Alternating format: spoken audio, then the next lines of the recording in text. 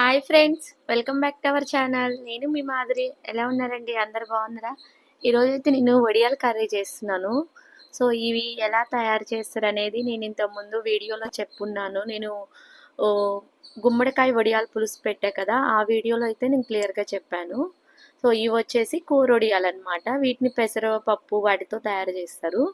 So నేనైతే first ఒక కడాయి పెట్టుకొని దాంట్లో ఆయిల్ వేసుకొని మన కర్రీ సరిపడా అది హీట్ ఎక్కిన తర్వాత ఆవాలు, జీలకర్ర, కరివేపాకు, ఎండుమిర్చి వేసాను. అవి కొంచెం ఫ్రై అయిపోయిన తర్వాత మన పెసరపప్పు వడియాలు అయితే తీసుకున్నాను. సో అవి వేసిన తర్వాత అవి కొంచెం ఫ్రై అవ్వాలి ఆయిల్లో. మనకు ఫ్రై అయిపోయిన తర్వాత మనమైతే ఆనియన్ యాడ్ చేసుకోవాలి. ఆనియన్ కొంచెం మనకు ఫ్రై అయిన తర్వాత సాల్టు, పసుపు మనం యాడ్ చేసుకొని కొంచెం మనకు ఫ్రై చేసుకున్నామంటే అప్పుడు మనం కారం యాడ్ చేసుకోవచ్చు. సో ఇలా మనకు ఫ్రై అయిపోయిన తర్వాత కొంచెం పసుపు అయితే యాడ్ చేశాను. చాలా టేస్టీగా ఉంటుందన్నమాట, చాలా బాగుంటుంది. సో ఈ వడియాల్ని నేను చెప్పున్నాను ఆ వీడియోలో మీకు. మనము సాంబార్లో కానీ పప్పులో కానీ మనం ఫ్రై చేసుకొని కూడా మనం తినొచ్చు అనమాట. చాలా బాగుంటుంది. నెక్స్ట్ కారం వేసేసి అది కొంచెం ఫ్రై అయిపోయిన తర్వాత నేనైతే వాటర్ యాడ్ చేశాను. మనం వాటర్ యాడ్ చేసుకున్న తర్వాత మన కర్రీకి సరిపడా వాటర్ అయితే మనం తీసుకునే క్వాంటిటీని బట్టి వాటర్ యాడ్ చేసుకొని మూత పెట్టామంటే మనకు చక్కగా కుక్ అయిపోతాయి. ఇలా మనకు వడియాలు మొత్తం ఇలా కుక్ అయిపోవాలన్నమాట. మనం పట్టుకుంటే మెత్తగా ఇట్లా ఉన్నాయంటే మనకు అయితే కుక్ అయిపోయినట్లు అనమాట.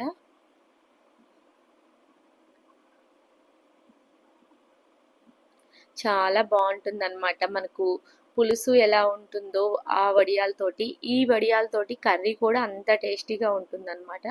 ఫైనల్గా లాస్ట్లో మనమైతే వాటర్ అంతా ఇనికిపోయిన తర్వాత మనం కొంచెం పాలు యాడ్ చేసుకున్నామంటే మనకు టేస్ట్ చాలా సూపర్గా ఉంటుందన్నమాట. సో ఫైనల్గా లాస్ట్లో నేనైతే పాలు యాడ్ చేసి కాసేపు ఇలా మనము నెమ్మదిగా కలిపామంటే మనకు పాలు కూడా కొంచెం ఇనికిపోతాయి కదా, అప్పుడు మనకైతే కర్రీ అయితే కరెక్ట్గా ప్రిపేర్ అయ్యి. సో ఇలా మనకు పాలు వేసిన తర్వాత జస్ట్ ఒక 3 మినిట్స్ ఉంటే సరిపోతుంది. ఎంతో టైం కూడా అవసరం లేదు. 3 or 5 మినిట్స్లో అయిపోతుంది. చూసారుగా, ఫైనల్గా మన వడియాల కర్రీ అయితే అయిపోయింది. చూసారు కదా,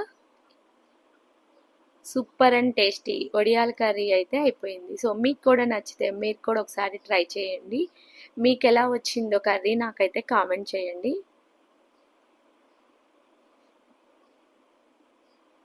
మనము కొంచెం ఎక్కువగా కలిపామంటే మనకు మొత్తము ముద్ద ముద్ద అయిపోతుంది అనమాట కర్రీ. సో అందుకోసం మనం స్లోగా కలుపుకుంటే సరిపోతుంది.